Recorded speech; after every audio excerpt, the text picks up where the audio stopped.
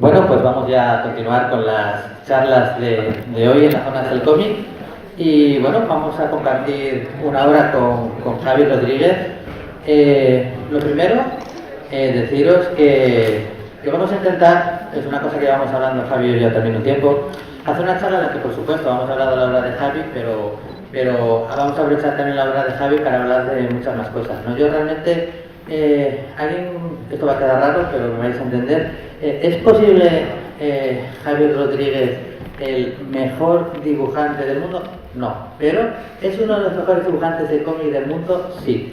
Y esto es una diferencia muy esencial. Una cosa es dibujar, que está muy bien, y además lo hace muy bien, y otra cosa es saber contar una historia y saber usar el lenguaje del cómic para contar una historia. Y eso es verdaderamente lo que se trata, es un medio muy visual que se fundamenta en imágenes, pero que se usan para contar una historia. Y yo creo que Javi es de los autores que mejor han sabido entender esto, que mejor han sabido hacer esto y que mejor lo están haciendo. Y eso explica también, como hablaremos luego, algunos de los especiales trabajos que le caen en las manos y que necesitan, y los editores lo saben, precisamente de alguien capaz de hacer esto que otros dibujantes a lo mejor no podrían hacer. La verdad que siempre habíamos tenido, a mí no me gustan las charlas en las que alguien está arriba y cuenta cómo nos conocimos y este tipo de cosas, porque me parece ya entrar en el rollo abuelo cebolleta, pero sí os diré que después de tener bastante contacto, estuvimos una temporadina así sin hablar, y en el Festival del Hecho de hace un par de años, sí, pues coincidimos y bueno, nos sentamos un rato, ¿no? Y vimos que nos preocupaban muchas cosas parecidas alrededor del mundo. Te veo y recordé que ya entonces y ahora Javi siempre me había parecido uno de los tipos con los que más gusto me daba hablar de cómic, porque cuando hablamos de cómic no solo hablamos de qué series nos gustan, o de qué personajes nos gustan, o de qué serie estás haciendo ahora, y todas esas cosas que por supuesto, sino que la conversación siempre acaba derivando, si quieres, en conversaciones con un poco más de cartas de profundidad especulativa y todo este tipo de cosas que dirían los serios, ¿no? Entonces yo quería aprovechar esta charla precisamente para que, aparte de hablar de tus cerebros, pues aprovecháramos lo clara que tienes muchas cosas de la profesión, de la industria, y bueno, pues que hablemos un poquito de esto, que a veces se habla un poquito menos, pero que no siempre se comparte escenario con alguien que lo haga también, ¿no? Sí, sí. Entonces, aquí hay imágenes, sabéis que además siempre nos nutre con un montonazo de imágenes estupendas, pero yo he quitado la primera parte, en la que ya hemos hablado muchas veces, y para no empezar con cómo empezaste a leer cómics, qué tal los aguates, la época de Cactus y cuando tocabas, vamos a ir un poquito a la última etapa, pues como tú recordabas o me recordabas el otro día, quizás en los últimos 10 años has dibujado más páginas que en todos los años anteriores. Sí, en menos. Lo estuve calculando el otro día y igual en los últimos 7 años dibujé más páginas que en todo el resto de mi vida. Y este camino, esta entrada en Marvel, pues puede suceder en muchas formas distintas, y aunque no vayamos a hablar demasiado tiempo de ello, como si tenemos una hora y no hace falta traducirte, sino pues va a dar para bastante, empezaste como colorista. Sí. Y a mí me parece que esto siempre es muy importante, ¿no? Muchos de los autores que luego acaban pues, destacando empiezan algunas veces como ilustradores, empiezan como coloristas. Yo creo que esto, que a lo mejor durante un pequeño momento dices, está bien, pago mis facturas, pero yo podría dibujar, yo podría hacer mis historias. Yo creo que al mismo tiempo sí que te genera cierto músculo y que además te permite entender la profesión de otra manera, ¿no? Y darte una serie de herramientas que luego te van a ser muy útiles. ¿Qué crees que ahora como dibujante te ha beneficiado más el haber trabajado en su momento como colorista y entender la profesión desde otro ángulo? Bueno, hola a todos y a todas, gracias por el interés. Es curioso porque yo creo que incluso si vamos al beneficio, a lo que es el dinero propiamente dicho, puede que ganara más dinero como colorista. O sea, trabajando solo como colorista me iba bastante mejor que como dibujante, yo creo. Me iba mejor en el sentido de que a fin de mes podía ganar más dinero, ¿no? Pero no sé, o sea, en mi caso, la historia de cómo acabé dibujando TVOs de superhéroes para editoriales americanas, muchos me conocéis de la trayectoria que tenía aquí en Asturias, autopublicándome, con los TVOs. Yo empecé de una manera muy independiente, luego pasé por el Reviewer, todo esto, lo que ya hablamos en otras visitas precedentes.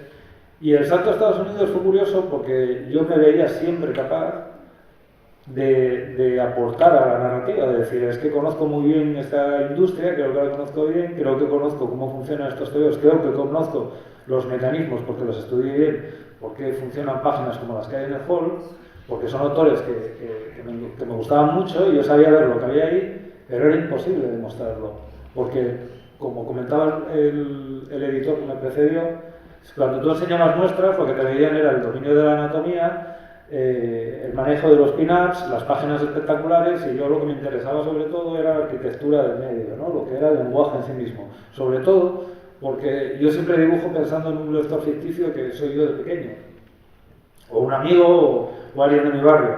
Entonces decía, siempre busco la proyección, busco que la gente se proyecte en la obra, que hay un momento que tú a la tercera, cuarta viñeta te olvides de que estás leyendo y estés metiéndote en la historia, como en algunas películas o en algunas novelas. Yo quiero eso en los cómics también. Entonces, bueno, empecé a trabajar así y me di cuenta que era picar piedra, o sea, era picar piedra, costaba muchísimo, hasta que llegó un momento en que digo, mira, ¿sabes qué? Dejo de dibujar tebeos porque por mucho trabajo lo dejé. O sea, coincidió que yo de aquella publicaba con Glenat y Joan Navarro, que es un editor al que yo le tengo mucho aprecio, pues hacía encuentros en su oficina de lo más bizarro y hizo un encuentro que era dibujantes que tocan instrumentos. Entonces fuimos a tomar ahí, no me acuerdo si whisky o a tomar un café o algo así, conocí a José María Bear, que yo idolatraba. O sea, para mí José María la técnica del cómic la usé desde... y hicimos muy buenas amigas, ¿no? Y entonces él me dijo, Javier, tú siempre que quieras un consejo o algo, llámame, porque tal, como es José María, que es posiblemente el profesional más generoso que yo conozco. Y cogí, quedé con él y le dije, oye, ¿cómo es lo de dejar los cómics? Porque yo sabía que él lo había dejado en un momento dado y que había estado haciendo robots y movidas de lo más variopinto, y dijo, no, pues muy bien. Dice, yo de hecho fue dejarlo y empezar a vivir. Y digo, hostia, nada, pues yo tengo que... Estaba muy desesperado, digo, nada, lo dejo y tal. Y justo cuando me pasó eso, yo estaba trabajando para la oficina de Spiderman, porque sabéis cómo va un poco, las editoriales trabajan por oficinas de personajes, ¿no? En Marvel por lo menos tiene una oficina, la oficina de Spiderman solía ser la que se trabajaba con personajes urbanos cuyas aventuras transcurrían en Nueva York, ¿no? Había la de los Vengadores, donde se trabajaban pues, cosas más de espacio y tal. De aquella, en la Spiderman trabajaba para Stephen Walker, que era el editor, pues, yo qué sé, del Hawkeye de Aja y Fraction, no sé, tenía cosas, fue que la Capitán Marvel que va a llegar ahora al cine es un poco una idea de él, o sea, un editor muy particular. Y un día yo estaba con él de colorista y tal, y Mark Waid, que yo de aquí estaba trabajando en Daredevil, me ponía siempre por las nubes con el tema del narrativo, decir, este tío, joder, es increíble lo bien cómo mete los colores que siempre están aportando a la narración y tal. Y Steve estaba hablando con Marcos Martín por teléfono y le dijo, joder, es que Javi tiene una narrativa y tal. Y dice Marcos, joder, es que Javi es dibujante. Y dice, hostia, pero ¿cómo que dibuja? Yo, claro, no sé, no había enviado nada. Y dice, sí, y dice, es buenísimo, en España es famosísimo, lo conoce todo el mundo, es uno de los tal. Y digo, bueno. Entonces, yo ya veis, o sea, me estaba pensando dejar de dibujar. Steve me escribe y me dice, oye, me dijo Marcos que dibujas y tal, ¿por qué no pruebas a hacer unas pruebas de Spiderman y tal? Y digo, bueno, pues vale. Y yo me tiré a hacer las páginas, se lo envié. Pasaron meses y meses, es verdad esto que decía el editor, de que pueden pasar muchísimos meses. Yo seguía trabajando en Daredevil y de repente me empezaron a dar trabajo. Y dije, esta es la mía, tengo que empezar a dibujar, pero metí la pata en el fondo porque, digo, tengo que trabajar compitiendo con gente que dibuja muy bien y yo lo de dibujar bien no es algo que... lo veía bien apuntado lo que decías, o sea, no es falsa modestia, es que no me interesa tanto el dibujo como el medio en sí, ¿no? Me interesa usar el dibujo para contar mis historias, igual que creo que a un escritor le interesa usar las letras para escribir más que la caligrafía y hasta que no cambie el chip y dije, mira, tengo que hacer esto, de que si me dan un listín de teléfonos y yo de ahí saco una historieta, me da igual el guión que me den, yo puedo sacarle, pulirlo, crear una historia que el lector se lo pase bien con esta experiencia y me la juego, o sea, si luego esto no funciona en la editorial, pues... Y bueno, funcionó hasta hoy. Sí, además, bueno, también es a veces estas historias detrás que no se saben, ¿no? De amor por el medio, ¿no? O sea, tú lo decías antes, tu ratio como colorista era mayor que tu ratio como dibujante, pero aún así tu amor por hacer historietas dijiste, bueno, da igual, yo lo que quiero es hacer esto. Pero a mí además me interesa otra cosa, que es un poco una lección de perseverancia, ¿no? A través de tu trabajo. Nos comentaba un escritor hace tiempo, Kevin J. Anderson, decía, ahora veis que escribo todas las novelas de Dune, después de que murió Frank Herbert y un montón de obras exitosas, pero yo tengo más de 600 notas de rechazo de editores, ¿no? Y lo importante siempre es que si te van mal dadas, pero de verdad quieres hacerlo, vuelvas a hacerlo. Tú la primera vez que tuviste esa oportunidad de dibujar, en cierta manera no salió tan bien como salió después, ¿no? No, siempre fue una historia de rechazo constante. Exacto, pero luego al final la perseverancia, cuando quieres, yo creo que es una lección también muy importante a darle a la gente, ¿no? Y ya no es tanto perseverancia, sino si ves que lo que tú quieres hacer no llega al editor, intenta que le llegue de alguna manera. Es que es, ¿cómo decirlo? Por ejemplo, la primera persona que me dio trabajo, que fue Migoya para el Víbora, 2 años antes me había rechazado diciendo que mi estilo era muy fancinero, que tenía un estilo de dibujo fancinero. Tampoco mejoré mucho más, o sea, me apliqué y tal, pero no sé, no es tanto un tema de dibujo, sino de tener que contar algo. Yo, por ejemplo, con los superiores me di cuenta de una cosa, que es que tenía mucho que contar. O sea, cuando llegué a los superiores llegué muy mayor y no tenía nada que contar, ¿cómo decirte? A nivel adolescente, no tenía nada que demostrar a nadie, tenía que demostrármelo a mí. Tenía que demostrarme a mí mismo que yo, como fan de toda esa gente que hay en el hall, yo podía aportar a esa historia. Y así trabajo. O sea, trabajo, aquí no estoy pensando, en esta página que tienes detrás, no estoy pensando en decir, hostia, voy a dibujar el mejor Matt Murdock del mundo, sino que quede muy claro cómo se siente Matt Murdock, ¿sabes? Cuando sabe que su amigo tiene cáncer y que tiene que entrar en la habitación y animarlo, ¿no? Pues eso es lo que yo trabajo, no hacer el Daredevil más guay, más molo, porque eso hay mucha gente haciendo. Un poco lo que hablábamos al principio. Y para cerrar un poco la etapa de color, 2 cosas. Yo creo que con los años y ya en la etapa en la que entraste tú, que además, bueno, pues entraste formando parte del año 1, es decir, que era un equipo que controlaba todo el proceso, entonces podías ser un poco controlando todo el resultado final. Pero en los últimos años el color no solo es algo que, pues eso, pues que pone color, sino que cada vez dibujaba más, ¿no? Se usaba más el color para dibujar, y a ti te pilló esa etapa. Yo creo que es algo que no sé si siempre el lector llega a darse cuenta de la importancia que cada vez más se va adquiriendo de forma narrativa el color. Y 2, tú dijiste que, claro, tuviste la suerte, como estás y estabas muy valorado como colorista, de que te encargaran trabajos con hombres que además con los que tú habías leído, habías disfrutado, habías crecido, y uno de ellos era Alan Davis, ¿no? Sí. Y tú un día me dijiste, es que si te contara anécdotas de aprendizaje de Alan Davis sí, y demás, sería una locura, sí. Pues ahora que hay más gente, alguna sí que nos tendrías que contar. Sí, no, para mí lo de Alan Davis fue muy importante porque, por un lado, es una intuición que tengo, que creo que me hicieron colorista en exclusiva para Marvel para colorear a Alan Davis. No sé si porque no había nadie que se atreviera, porque era mucho trabajo, no lo sé, pero fue un trabajo ingente porque te llegaba un folio de guión y 3 folios de notas, ¿sabes? Él buscaba una cosa muy exigente en ese momento, pero yo aprendí muchísimo porque yo no coloreaba de esa manera y empecé a trabajar, pues no sé, empecé a ver detrás del cómic, ¿no? Empecé a ver lo que quería él, cómo llegar a eso, cómo a la vez hacer lo que yo quería. Y me di cuenta de una cosa, que el aprender a escribirse, el aprender a pedir las cosas, el relacionarse con alguien de una manera más o menos afectiva, pero también muy profesional, era una cosa difícil en la profesión si no das con la persona adecuada. Y Alan Davis es una persona que yo aprendí mucho de cómo redactar un mail, son chorradas, igual dicho así, pero a nivel profesional a mí me ayudó muchísimo. Y y efectivamente es que cuando acabé con él, yo empecé a publicar yo dibujando y mi page rate, ¿no? Lo que yo cobraba por página, era muy inferior el de dibujante que el de colorista, hasta el punto de que yo a mí mismo no me podía colorear.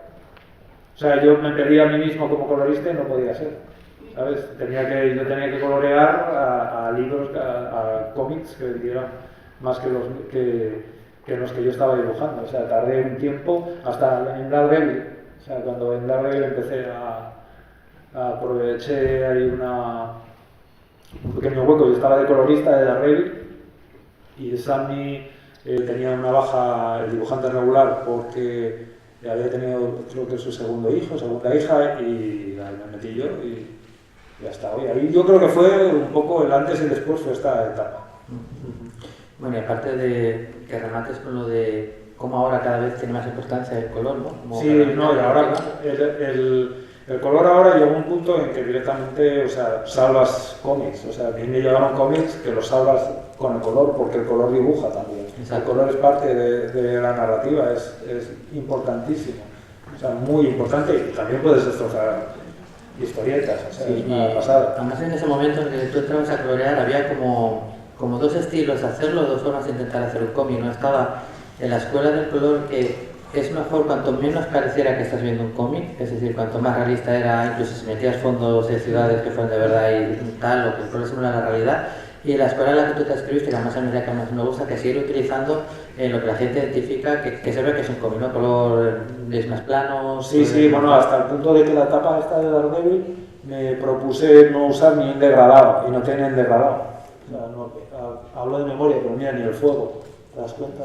Son todo colores planos completamente, no. Ahora sí, uso degradados, uso lo que tenga, o sea, las herramientas más que. Pero aquí fue casi un poco para combatir aquella moda que había en ese momento. A ver, tiene mucho que ver el tema de las películas. En la medida que no había películas de superhéroes, la gente quería que fueran los cómics muy realistas, que transmitieran este rollo de decir, hostia, estos personajes los veo fotográficos, ¿no? En el momento que eso lo cubre el cine y los videojuegos, pues el cómic vuelve otra vez a donde le toca, yo creo, que es a poder expresarte. Es como estar constreñido, ¿no? Como decir, hostia, porque tienes que buscar eso si el cómic te permite esta abstracción pura y dura. O sea, derecha a última hora hacía cómics con collage, recortando figuras. Y tú ya sabiendo, ya entrando de pleno en tu parte de dibujante, que el color muchas veces salva cómics, pero por tanto también sabías que el color muchas veces puede cargárselo. Sí, de hecho me cargué más de uno y coloreando los hijos. Yo creo que tú tenías claro que, al igual que pasó con ese Batman, el del año 1, que tú querías más o menos controlar todo el proceso, entonces formaste una especie de equipo creativo que controlara un poco todo. No siempre, pero la mayoría de las veces que pudiste intentaste que así fuera. Sí, yo en estos dos cómics tenía a dos gurús, que eran Marcos Martín y Javi Pulido, porque me ayudaron muchísimo, y aparte que los admiro como amigos y como profesionales, ¿no?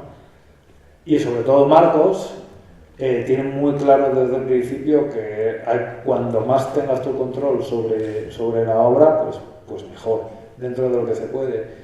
Y eso es muy difícil para un dibujante cuando entras en un sistema en el que es tipo de cadena de montaje. Entonces el equipo es clave. O sea, yo por ejemplo en mi caso trabajo con Álvaro, que es el que me entinta, y decidir entintar con Álvaro es no hacerle justicia, porque realmente Álvaro va a hacer un arte final. O sea, empaca muchas cosas, ¿sabes? De hecho, la etapa esta de Daredevil, que lleva muy pillado de tiempo porque estaba de colorista también. En esta época yo coloreaba un TV mensual o dos, y además dibujaba y coloreaba todo TV. Y yo, por ejemplo, decía Nueva York, metía 4 rayas y ahora me devolvía a Nueva York de flipar, pues de ese tipo de cosas, ¿no? O esa misma perspectiva que tiene la persiana de la primera viñeta. ¿Sabes? Parece una tontería, pero de repente que las cosas estén con la perspectiva perfecta y tal, esas son cosas que Álvaro dejaba muy claro y que dejábamos. Álvaro López. Bueno, ya en este momento ya estabas trabajando plenamente en digital, ¿no? Sí, no, yo trabajo en digital desde el 2004. Ya cuando estaba en el Mr. K, una revista que sacaba el jueves infantil, ahí empecé a trabajar en digital, porque yo directamente me estaba dejando la espalda dibujando sobre papel. Y en el momento que pasé a digital me cambió todo. Bueno, mientras seguimos viendo imágenes de toda esta etapa, también fuiste empezando a hacer portadas con cierta frecuencia, ¿no?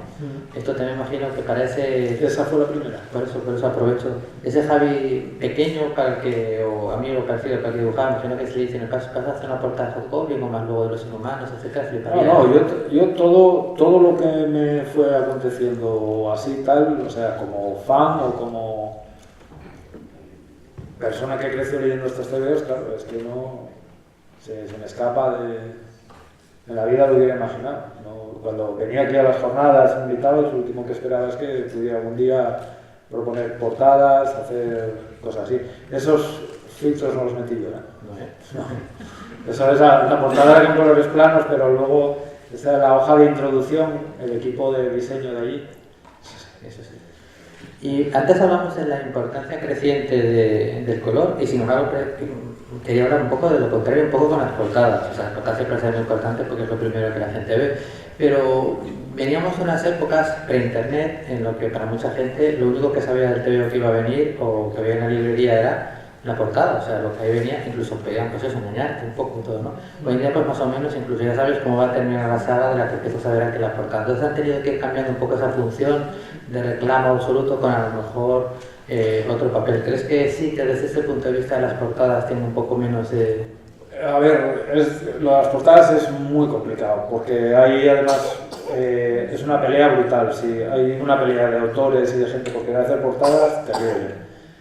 La cuestión de las portadas es que salen 3, 4, 5 meses antes de que el TVO salga impreso, entonces muchas veces cuando haces la portada no existe guión. Entonces, lo que pasa muchas veces es que tienes que hacer la portada y no sabes lo que va a pasar dentro. Entonces, yo lo que procuro siempre es hablar con el guionista, hablar con el editor y que me cuenten qué va a pasar dentro del TVO e intentar que la portada se luzca, o sea, que la portada te llame. Y sobre todo lo que busco es que me imagino la fila de TVOs en la tienda o la página web digital desde donde la veas, y lo que quieres es que tu portada sobresalga sobre las otras. Entonces, una de las cosas que yo me di cuenta es que cuando más sencilla mejor, o sea, cuando más simple, cuando menos elementos, cuando... Un poco lo que hablábamos y lo que comentabas de la conversación de antes, o sea, mi lucha constante es con quitar, esa es la original, sí, quitar cosas, o sea, eliminar, y sobre todo que los elementos que no se pegan entre sí, o sea, intentar que no... Pues aprovechando que lo has mencionado, aunque sea un salto un poco hacia adelante, pero sí me llama mucho la atención y me gustaría que lo contaras en una de las conversaciones. Cuando estés que hablas con chavales, les decías que muchas veces notabas que están preocupados en dibujar más, y tú lo que les tratabas de convencer es de que en realidad a veces dibujar mejor es dibujar menos. Me pasó fui a dar una charla a Joso, precisamente que hablaba antes Mamen de Joso, que tienen una manera de enseñar que se basa un poco en cómo está todo, ¿no? Es decir, vamos a aprender anatomía, vamos a aprender tinta, vamos a aprender materiales, que está muy bien, pero los cómics son más que eso. Y yo siempre pongo el ejemplo de que imagínate que vas a filología, empiezas el primero de carrera y lo primero que te pones es un cuaderno de rubio y te pones a hacer letras, ¿no? A aprender a escribir. O decir, pues esto es un poco mucho de lo que te encuentras en escuelas de cómics. De repente la gente está aprendiendo cómo manejar una plumilla, cómo manejar el tal, cuando lo primero que tienes que aprender es con la capacidad, con lo que tú sabes dibujar, cómo contar algo. O sea, con las herramientas que tú tienes, porque todo el mundo dibuja, todo el mundo, hasta el que hace con una huella tirar un círculo así, con esas herramientas, ¿cómo cuento una historia? Y el educador lo que tiene que hacer es que esa persona cuente una historia con eso. O sea, que consiga con lo mínimo poder contar algo. Porque la ficción se construye toda igual. O sea, toda ficción trabaja de la misma manera. Y en los cómics no es una excepción. Y es una cosa que me llama la atención, que no lo enseña nadie. O sea, los cómics, la base del cómic no es el dibujo, es lo que cuentas. O sea, es lo que no está dibujado. Lo más importante en un cómic es lo que está entre las viñetas. Entonces, eso es como nace la ficción. La ficción está en el futuro y tú sabes dónde acaba, o te intuyes dónde acaba, por lo menos. Por eso está el buen contador de chistes. Entonces, tú te encuentras a alguien y empiezas por el futuro. Alguien va a matar a alguien, estás en el presente, alguien lo está matando y alguien lo mató. Eso en un cómic funciona exactamente igual. Y en una señora que se encuentra con su amiga, le cuenta un accidente, funciona de la misma manera. Dice, hostia, que no sabes lo que me pasó. Y entonces dice, ¿qué te pasó? Esa persona tiene conocimiento de lo que pasó y sabe cómo tener la atención de esa otra persona, que es su amiga, eliminando elementos. No le dice, salí de casa, bajé el portal, abrí la puerta, no sé qué, tal. No, dice, hostia, es que me encontré con fulanita. ¿Cuál? Le escribes. ¿La rubia? Sí. Entonces tú estás quitando una serie de elementos que es nata, o sea, que son elementos que no te aportan nada a la historia, porque conoces a dónde quieres llegar. Y eso lo hace un autor de cómic, lo hace Chiquito la Calzada y lo hace Steven Spielberg. O sea, es cómo se trabaja la ficción. La ficción es eso. La ficción es manejar una historia. Y un autor de cómic es alguien que trabaja con la ficción. O sea, por muy autobiográfico, por muy personal que sea la historia, siempre es ficción, porque siempre estás contando algo que te contaron, o algo que vas a contar, o algo... Tienes conocimientos de lo que va a pasar. Entonces, la clave de contar la historia lo más puro posible, lo más sencilla siempre, es quitar elementos, no distraer. O sea, no, todo aquello que no te haga falta, eliminarlo. Y eso es dificilísimo si eres muy buen dibujante. La gente que dibuja muy bien o que tiene una capacidad de dibujar de la hostia, le cuesta muchísimo hacer eso. Porque todo el rato tienes que estar ahí, ¿sabes? Entonces, no sé, eso es la partida que cuando yo doy clases o cuando hablo con la gente, digo, si tienes una ventaja, igual el no dibujar tan bien puede ser una ventaja o un punto de partida para trabajar en esta dirección, ¿sabes? Porque te va a fastidiar mucho haber hecho muchísimos cursos de perspectiva, de anatomía o de entintado y luego no quitar eso cuando no te haga falta, ¿sabes? Decir, hostia, es que ahora mismo no hace falta que este personaje anatómicamente sea perfecto. Es que ahora mismo no me hace falta que esta perspectiva sea tal, o un poco lo que decía antes Mamen, es que este personaje de repente tiene que tener una cabeza muy grande, porque un problema que tenemos muy grande es el decirle a alguien cuando es un crío que dibuja mal. ¿Entiendes? Porque cuando, por ejemplo, los críos empiezan a dibujar y dibujan a papá con la cabeza muy grande o a mamá con las manos muy grandes, lo que están diciendo es que la madre trabaja mucho o que el padre es muy cabezón. Y cuando le dicen, no, dibújalo bien, corrígelo, quita la cabeza o elimina esto, o anatómicamente esto no es así, lo que estás es jodiendo la habilidad de esa persona de representar el mundo de una manera gráfica, ¿sabes? Era como cuando, ahora que está tan de moda todo el rollo este de hay un ala como de ultraconservador o ultraderechas y tal, o sea, yo no os quiero contar hace 3 años con Spider-Woman lo que era, no tiene tetas, no tiene no sé qué, tal, a ver, tú lo que estás reflejando, yo te digo, es que no estoy en ese plano de, o sea, no estoy ahí, ¿entiendes? Entonces yo lo que te propongo es otra cosa, no entro ni a discutirlo. Es como aquello que dicen, o el estilo más o menos de superhéroes o no sé qué, digo, es que no lo discuto, es que o sea, lo que yo entiendo por superhéroes va a la base, o sea, va al año 63, va a la fascinación de los Cuatro Fantásticos por el universo, a Peter Parker siendo un freak y un tío al que le hacen bullying y de repente se pone un traje y tiene los superhéroes, va a los X-Men como un ejemplo de lo que es la adolescencia. No va ni a culos, ni a tetas, ni a superhéroes, ni a guapos, ni a no guapas, ni a proyectar, porque tengo hoy 46 años y no tengo interés en contar eso. Ya me pasó, si me hubiera pillado con 20 y pico años, seguramente hubiera ido por ahí y de lo que yo me publicaba iba un poco por ahí. Pero ahora mismo tengo la ventaja de que empecé a dibujar TVOs de superhéroes de vuelta de algunas cosas y digo, hostia, voy a aprovecharlo, voy a hacer otra cosa, ¿no? Entonces, bueno, poco a poco... Estamos empezando a ver imágenes de Spider-Woman, sí, ¿no? Y que fue, en cierta manera, un punto de inflexión en tu carrera, ¿no? Evidentemente veíamos páginas anteriores donde ya estaban un poco todas estas preocupaciones de las que estamos hablando, ¿no?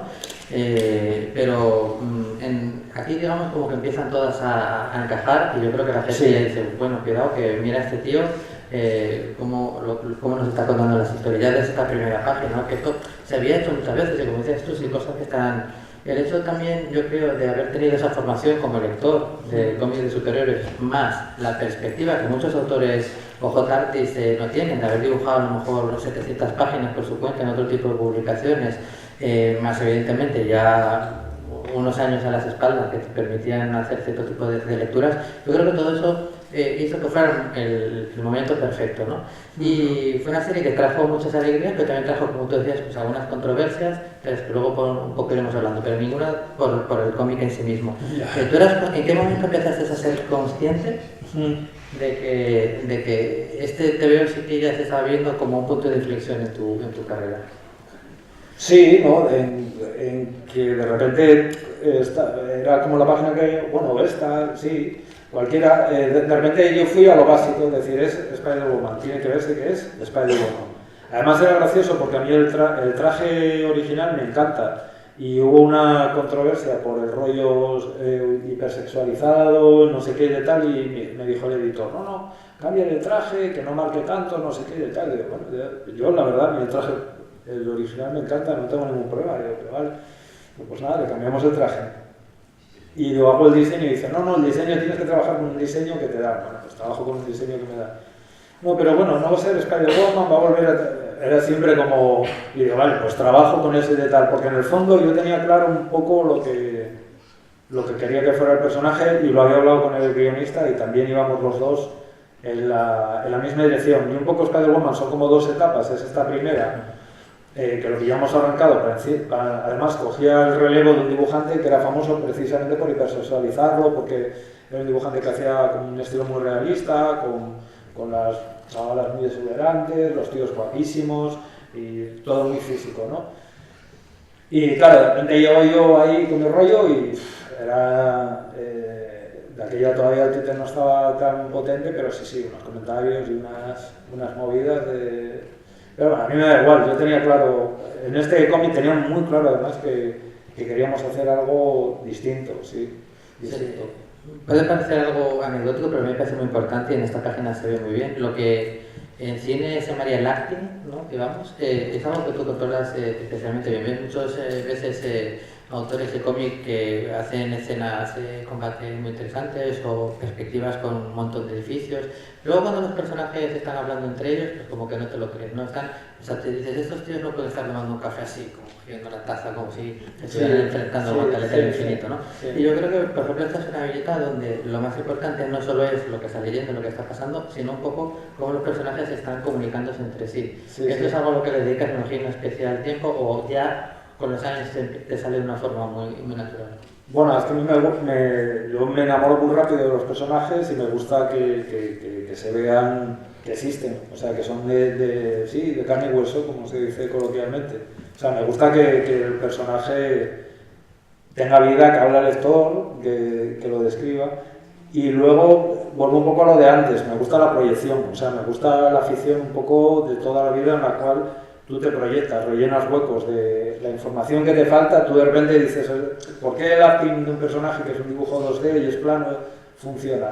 Porque te recuerda algo, porque tú estás identificando algo, o sea, porque las líneas que definen un gesto, una expresión, te están recordando a cosas que tú conoces. Y te cuentan frase cómo es ese personaje. Tú como lector rellenas huecos y eso cobra, bueno, por lo menos así lo veo yo. ¿Y cómo fue la relación con Dennis Hopeless? Muy buena. Sí. Es acojonante porque realmente con Hopeless es un guionista de los que entrega tarde y en cambio se lo perdonas porque no sé, está muy bien. O sea, yo de esta serie, a medida que le íbamos haciendo, decía, joder, pero que bien está construyendo los personajes. Por ejemplo, cuando me llegó el primer guión, el Porcospín era un personaje que era un coñazo de dibujar, porque es que de repente dice, no, me encanta el Porcospín, digo, joder, podría haberte gustado uno que no tuviera 200.000 púas, porque cada vez que era dibujar el traje, sobre todo para Álvaro, que era el que lo tenía que dejar niquelado, era un horror. Pero luego un personaje que creció y se hizo, pero fuertísimo e importante en la serie, ¿no? Y no sé, o sea, por ejemplo, este primer arco, la idea esta primera historia cuenta una cosa muy guay, que es que Spider-Woman se entera de que una serie de supervillanos están recibiendo chantaje. O sea, hay un grupo de supervillanos a los que le están chantajeando, ¿no?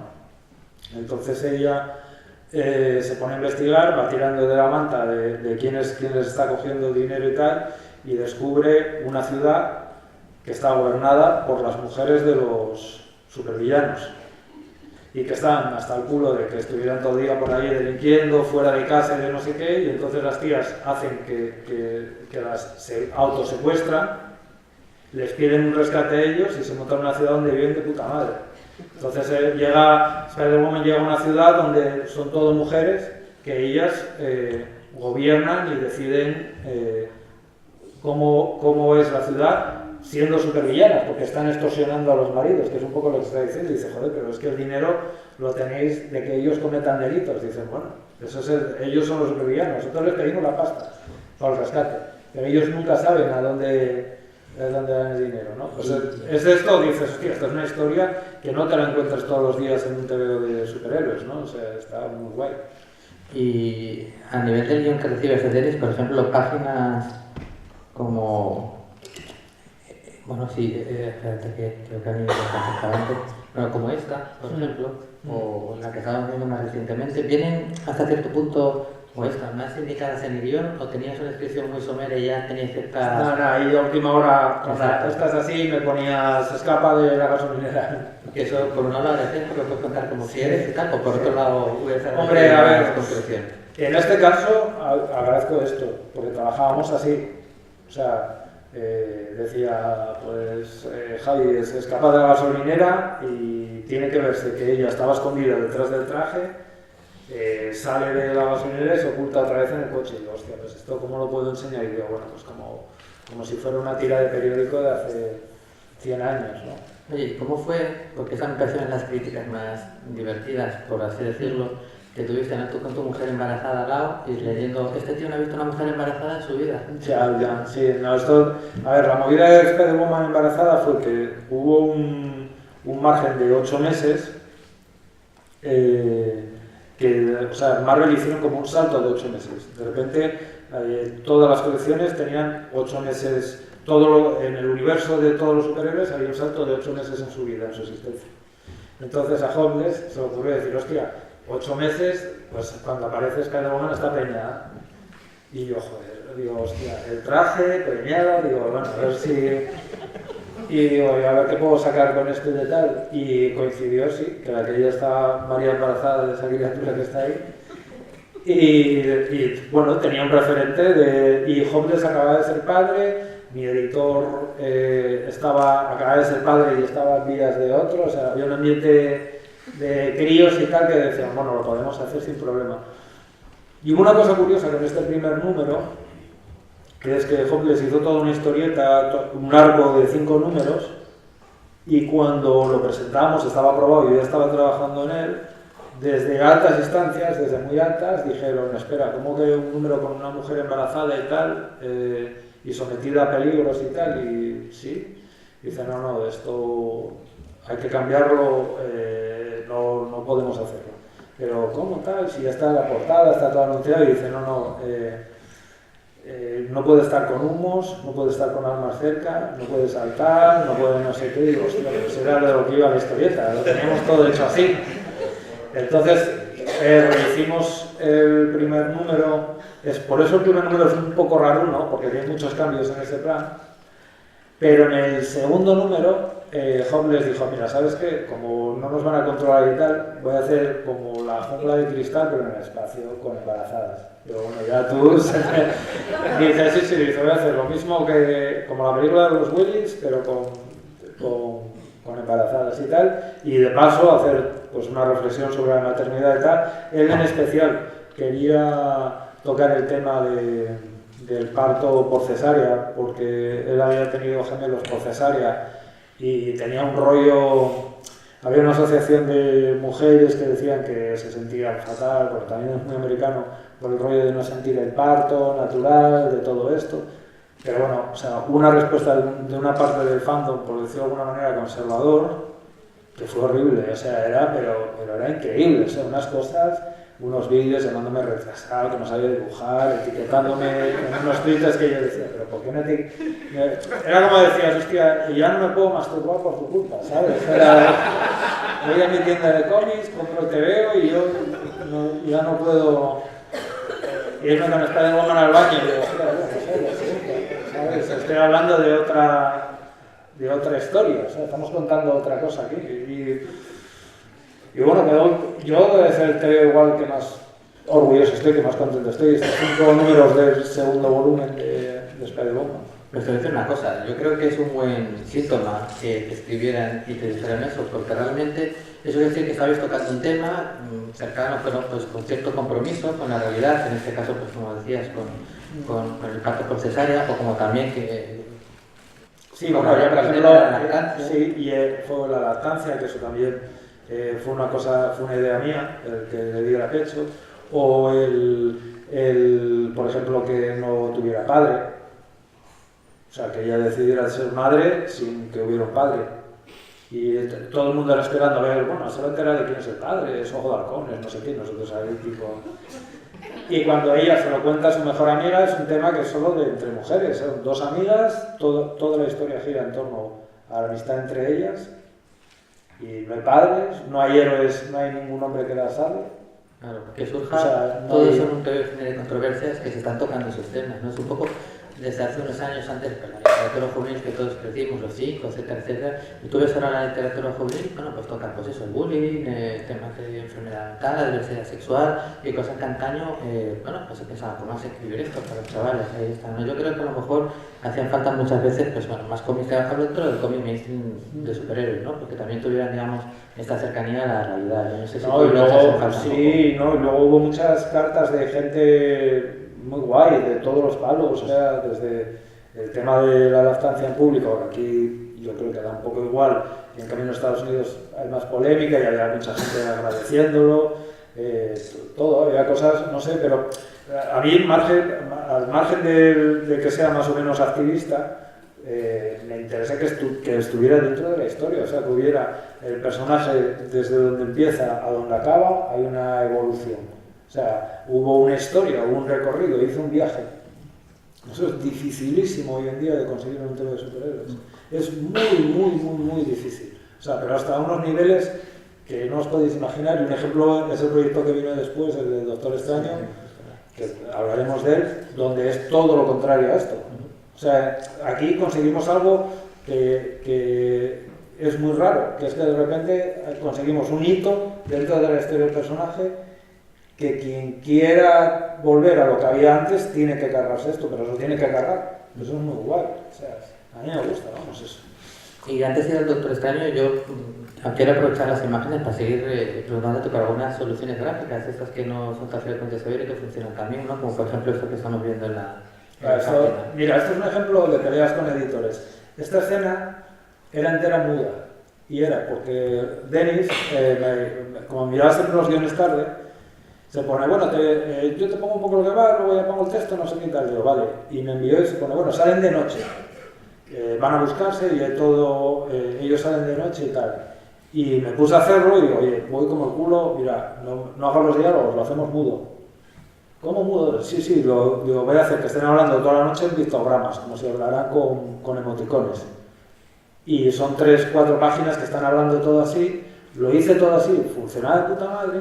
Y ahí llega mi editor en la primera viñeta y tiene que meter todo eso. Y además, yo quería abrir un poco la viñeta con las señales de tráfico, la imagen de la luna muy gráfica, como diciendo, bueno, se abre un momento que es todo pictogramas, o sea, aquí no hace nada.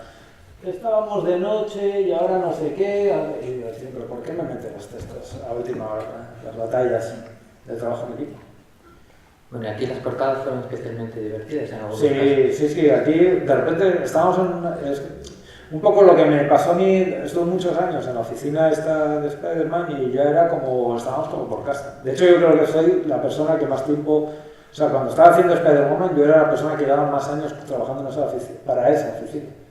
Sí. Hablamos ahora de lo difícil que es conseguir y ahora pues vamos a pasar un momento del medio, sino también un poco a la industria, como decíamos antes, que es conseguir hacer eso en una serie, no eso de conseguir, hay varios motivos, ¿no? Uno de ellos quizás es esta especie de dictadura con la que también hablábamos antes con Jim Chadwick, de tener que meter un crossover cada poco, esta manera de que los autores no estén demasiado tiempo en una serie. Antes todos hablábamos de Wonder Woman de Josh Pérez o incluso pues eso, El ojo de halcón de Frank Teniaja, y cada vez es más complicado, pero tú, por ejemplo, hacer una serie incluso para los chavales, tipo con los campeones, donde vamos a meter Miss Marvel, que es el nuevo personaje que construye el nuevo universo para chavales, metemos todos estos, empieza muy bien, funciona, de repente número 6, crossover con no sé qué, número 7. Bueno, los guionistas y el equipo creativo van intentando desarrollarlo como grupo, el siguiente, número 1, y otros con otro crossover. Y a un momento es muy complicado, ¿no? ¿Cómo lidiáis un poco vosotros con eso? Porque bueno, aquí también Sí, además en esta época fue un festival, pues había un crossover cada 3 meses. Salían de uno directamente a otro, sí. El dolor, o sea, porque de repente tenías toda una historia planeada y te aparecía un crossover. Entonces, muchas veces, esta por ejemplo de la nieve, es muy graciosa porque surgió porque Denis había visto en una de las portadas alternativas, había un dibujante, un ilustrador, creo que es en inglés, que hace como si fueran blisters de muñecos, los hace realistas, y entonces hizo una portada alternativa que era Spider-Woman de la nieve, y dijo Denis, hostia, cómo me gusta Spider-Woman en la nieve. Digo, tenemos que hacer una historieta que esté en la nieve. Y dice, bueno, pues aprovecho un crossover de estos y lo meto ahí. O sea, meto la escena en la que ella tiene discutida con la Capitana Marvel y tal, y el resto pues es lo que hacíamos. Pues bueno, a ver, es lo que es. O sea, yo tampoco pido peras al olmo. Estás trabajando con franquicias, estás trabajando de esa manera y un poco es así. Lo más difícil fue esa portada. Esa fue la más difícil. No, esa. Esa es la portada con la que acaba la serie, y envié el boceto y me dijeron, bueno, como sabemos como lo importante que es esta serie, lo que hiciste tú por ella, no sé qué de tal, sale tal cual. Pero claro, era como, o sea, una portada anti-portada de superhéroes, pero bueno. Sí, compárala, por ejemplo, con esa. Sí, que les parece, ¿no? Dos idiomas totalmente diferentes. Bueno, lo son, de esa manera, ¿no? Sí, pero la otra, bueno, busca un rollo mucho más emotivo, o sea, bueno. Bueno, comentabas el Doctor Extraño, pero... El Doctor Extraño es una cosa muy curiosa, porque el Doctor Extraño hay una colección del Doctor Extraño, que es la colección donde él tiene sus aventuras y tal, y de repente hay Doctor Extraño y los Hechiceros Supremos, se llamó aquí, Sorcerer Supreme, y básicamente era un locurón, que era el Doctor Extraño con los hechiceros supremos, ¿no? Los magos más importantes de cada época tienen que tener una dimensión interdimensional, pero el Doctor Extraño no puede usar magia, no puede evolucionar porque él tiene una colección principal, o sea, no le puede pasar nada al personaje principal que lo haga evolucionar. Entonces, ¿cómo construir esa historia? ¿Dónde está el conflicto? Y fue dura esta, sí. Fue dura, porque una de las claves para mí fue construir muy fuertes los secundarios, claro. O sea, eran los que tenían que tener la historia. De hecho, alguno como Nina o Quesada lo esperaste tú. Sí.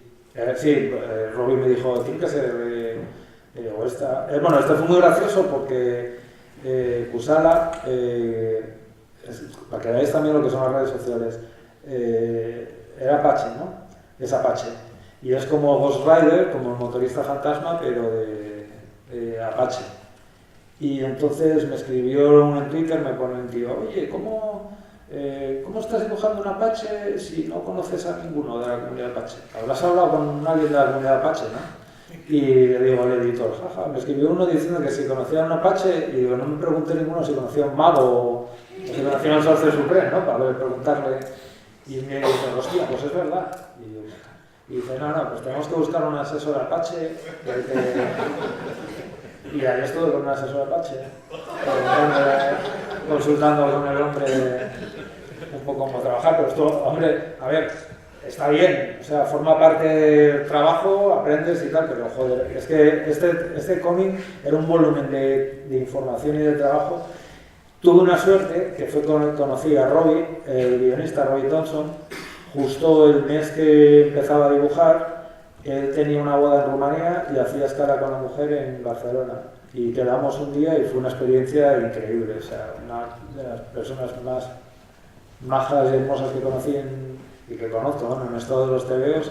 Y la experiencia moló tanto que teníamos muy buen rollo haciendo este TVO. Pero fue un TVO duro, duro de hacer. Yo no puedo evitar pensar que ahora que estamos hablando del cómic y mencionando esta asesora Apache, que a lo mejor ahora en Estados Unidos hay una reunión de afaches diciendo, pues una vez me llamaron de Mario para que no dibujarte. Bueno, un amigo del editor que trabajaba en la biblioteca del Congreso o algo así, no me acuerdo muy bien, pero un señor simpático que nada, que en el origen de ese personaje en cuestión le enviamos las páginas y bueno, dijo, pues esto sí, esto no, estos cuernos así quedan un poco tal, esto no. Sí, luego en esta serie, bueno, lo que he rematando también con ella, pues de repente había estas páginas, evidentemente, más espectaculares, con doble página, bien grandes, pero usaba con cierta frecuencia este artículo. ¿Esto venía por parte del guión o porque si no, no había manera de contar todo? No había ni una viñeta, en esta serie no hay en ningún, o sea, no aparecen viñetas en el guión, nunca. O sea, no lo dividían en viñetas. Entonces no quiero pensar cómo es el guión de todo esto. No, es un texto que dice, la página empieza aquí y acaba aquí y hablan esto, y nada más. O sea, no llegamos a la conclusión de que dividirlo en viñetas era y con Hopeless trabajé igual, ¿eh? O sea, a última hora en Spider-Woman no había división de viñetas, no, los guiones no venían página 1, viñeta 2, era esencialmente lo que pasaba. Y en este, llegué hasta el punto, en este no es que cambiara cosas, es que lo reescribí directamente, porque transcurría todo en un laberinto de setos. O sea, la idea es que Robin me dijo, ¿qué podemos hacer de ideas y tal? Digo, mira, ¿por qué no hacemos uno que elige tu propia aventura? Porque él era muy fan y yo también, de los libros de tal. Y dice, hostia, pero eso se puede hacer en TV. Y digo, o sea, y se metió una currada, pero de la hostia. Me dio un guión buenísimo, donde todo encajaba. Pero él lo había diseñado de tal manera que era un seto, o sea, un laberinto de setos, y las distintas escenas estaban entre los setos. Y digo, tío, o sea, dibujar, no sé si eran 8 personajes, entre setos. Digo, ¿qué es? O sea, me parece, si hay un fondo que me parece más infernal para dibujar, son setos. O sea, como algo interesante te veo que todo pasa en setos. Y digo, y además, cada uno tiene una historia, joder, hagamos cosas mucho más locas. Y una de las cosas que le decía, la magia, ya que no la tenemos, que el personaje no tiene magia, que el elemento mágico sea narrativo, como eso, ¿ves? O sea, y entonces él ya decía, o sea, yo te pongo donde él hacía el trabajo de guionista, decía, empiezas aquí, además eres guionista de televisión. O sea, él viene de ser guionista de tele. Y entonces él lo que me hacía como esto, ¿sabes? Entonces decía que no, dices, ¿serías capaz de hacer que estén dentro de un libro?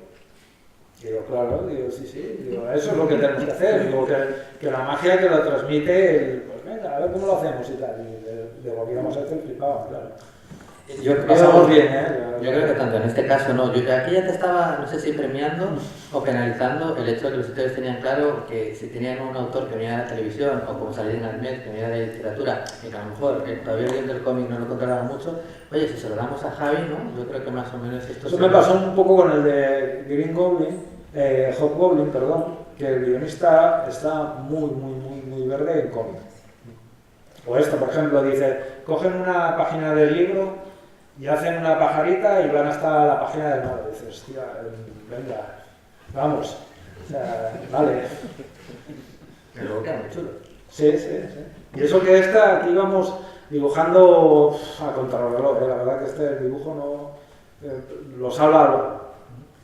Y en mitad de todo esto de son buenos nombres populares de distintos campos, que además evidentemente las ideas que tiene son brillantes innegablemente, luego también con lo de Saladín, ya lo voy diciendo yo porque creo que no vamos a llegar. Pero en mitad de todo esto se toca a Lee, ¿no? Que nos parece, tanto a Germán como a mí, uno de los grandes nombres. De hecho está aquí invitado y seguro que su charla va a ser estupenda. Pero claro, nosotros no hemos visto si todo lo que nosotros suponemos está ya previamente en sus guiones. ¿Cómo fue trabajar con Al? Muy guay. O sea, de repente recuperé además ese rollo de guionista. No es por no decir que no lo sean los anteriores, ni muchísimo menos. Pero de repente, no sé, eran guiones muy potentes. De hecho, si algo me da pena de Royals es no haber podido haber hecho lo que a mí me pedía el cuerpo, porque venía de una serie que ya estaba construida. O sea, yo entro en el número 9 y un poco también mis editores me habían vendido, no, va a haber como un reboot, vas a empezar desde cero, como quien dice, lo coges tú todo y tal. Yo los Inhumanos son de mis personajes favoritos de Marvel. Pero de repente no, y fue continuarlo, a ver, bien, porque ya te digo, fue muy bueno, son guiones cojonudos, pero hostia, si algo quedé, digo, podría haber hecho algo todavía mejor. O sea, Sí, además en esta, claro, de repente ves lo de la pajarita, ¿no? Que decías, o otras soluciones como pues la fiesta esa que se ve en Spider-Woman, donde vas contando otra vez toda la página, y son recursos más apabullantes, ¿no? Lo estás leyendo. A mí muchas veces me llaman la atención esos recursos que funcionan tan bien que te pasan desapercibidos, ¿no? Sí, hombre, la idea es esa, claro. Yo creo que en esta serie acordaste alguno de tus mejores momentos en ese sentido. Creo que está más adelante, por lo menos pedí que estuviera, una escena en la que ya está Medusa con el pelo cortado, se está viendo en el reflejo. Sí, es ese momento. Y el agua, sí. pues forma, ella ve como el sí. ese es un momento que me parece... Sí, eso me moló, porque esto, ¿no? Sí. Esta era el rollo de, era la primera, claro, es la historia de mi vida, ¿no? Me dice, vas a dibujar a Spider-Man. Yo, hostia, guay, se pone Superior Spider-Man, que es el Doctor Octopus ocupando a Spider-Man. Yo, bueno, vas a dibujar a Spider-Woman, vale, pues cambia el traje, está embarazada. Vas a dibujar al Doctor Extraño, bueno, pues no tiene poderes, va con un grupo de magos, digo, hostia, pero cuando hago, y dicen los inhumanos, y de repente digo, hostia, Medusa, mi personaje favorito de Marvel, no tiene pelo, tal, y digo, bueno. Pero realmente me di cuenta de que eso, que es una desventaja, a la hora de la verdad es una ventaja, porque creas que no, estás creando los conflictos. Los conflictos aparecen ahí y tienes que resolverlos de alguna manera gráfica. Y aquí decía, hostia, ¿cómo transmito Medusa, que es un personaje que el pelo lo es todo, que no lo tiene? Un poco era eso.